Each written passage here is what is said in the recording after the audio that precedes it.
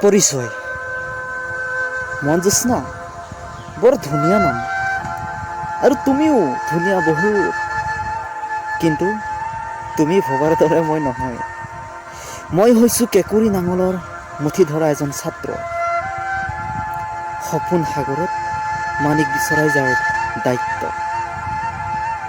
মোৰ দেউতা পৃথিৱী, ভাবি চোৱা অন্তৰখন কিমান বহল হ'ব পাৰে। কোনোৱে হুলেৰে খোচে, কোনোৱে কোৰেৰে কাটে, আকৌ কোনোৱে জুইৰে পুৰে। ভাগৰ কি মই দেউতাৰ পৰা শিকিছোঁ, হতাশ কি বস্তু মই দেউতাৰ পৰা শিকিছোঁ, আৰু ত্যাগ কি মই দেউতাৰ পৰাই শিকিছোঁ।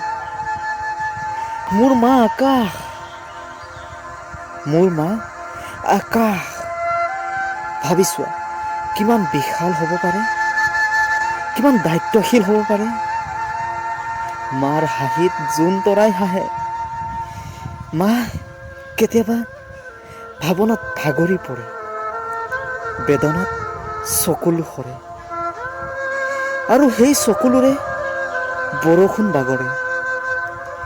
মাৰ চকুলোৰে প্ৰকৃতি জীয়ে। দুখ কি মই মাৰ পৰা শিকিছোঁ, সুখ কি মই মাৰ পৰা শিকিছোঁ, আৰু ভাল পোৱানো কি মই মাৰ পৰাই শিকিছোঁ। এয়াই মোৰ পৰিচয়, পৃথিৱী আৰু আকাশ মোৰ আশ্ৰয়, যি নীৰৱতাৰ লগৰী, নিয়ৰ আৰু নিয়তিৰ সাৰথি। ধন্যবাদ।